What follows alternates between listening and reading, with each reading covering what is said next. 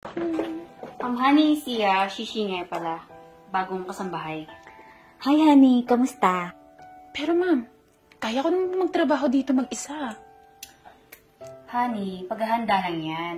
Kasi alam mo namang sa susunod na buwan, darating na yung nanay ng sir mo.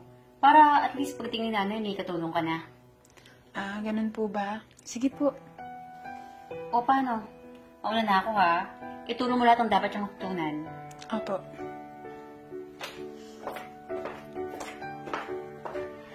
Kamusta ka, ate? Saan ka pala sa Pinas? Huwag mo nga matawag-tawag na ate.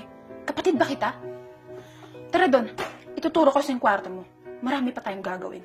Sige po.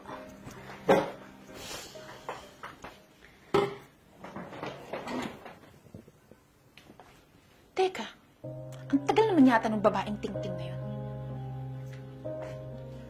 Hoy, babaeng ting-ting!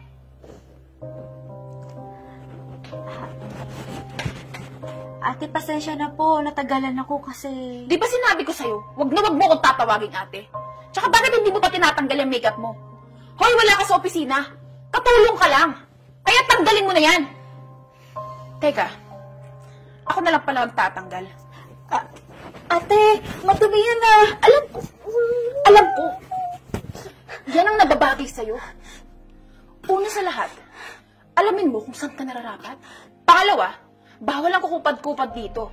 At pangatlo, tandaan mo, katulong ka lang dito. Opo, maliwanag po. Ewan ko ba kay madam, kung bakit nagdagdag pa ng sakit ng ulo dito eh. Oh, anong tinatayo-tayo mo dyan? Maglinis ka ng banyo doon! At mamaya, lampasuhin mo yung kusina. Bilisan mo! Pangit-pangit nito. Mukha namang ting-ting. Buisit.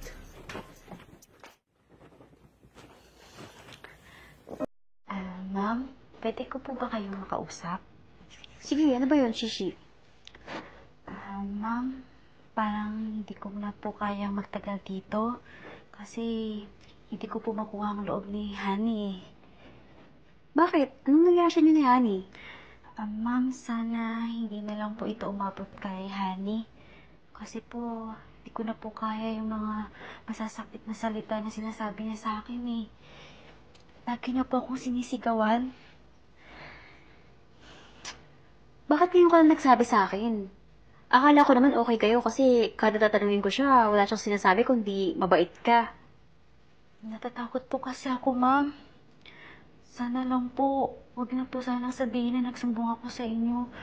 Baka mas lalo po siyang magalit sa akin, ma'am. Sige, huwag ka mag-alala, akong bahala. Pero sana matiis mo pa ha kasi hirap talaga akong maghanap ng kapalit mo eh. Wala magbabantay kay nanay kung sakaling dumating man siya. Sige po, ma'am. Salamat po. Pasensya ka na ha.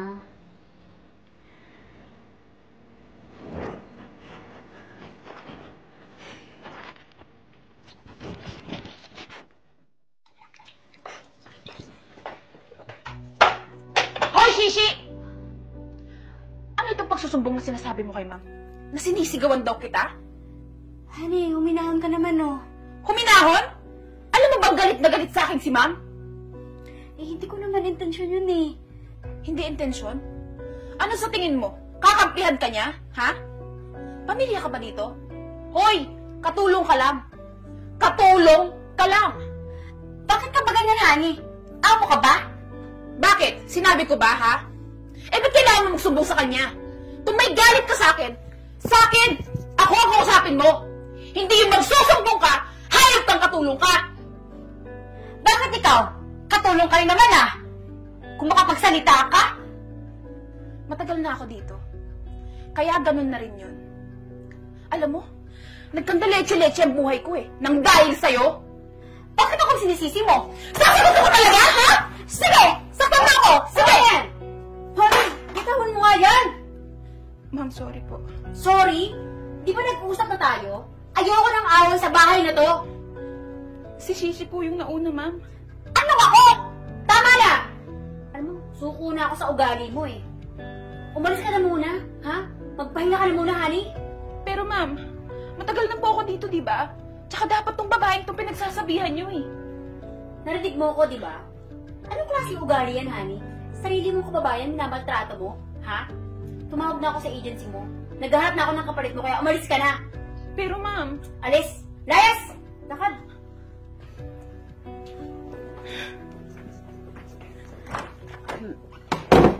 Ma'am, sorry po ha. Naging dahilan pa ako ng gulo dito. Okay lang yun. Siya doon na padala sa kasakay mo at kaingitan niyang si Honey na yan eh. Pasensya ka na ha. Maraming salamat po, ma'am. O paano? Ituloy mo na yung ginagawa mo. Pupuntahan ko muna yung malditang yun. Baka kung ano pang katarantaduhan gawin bago umalis. Sige.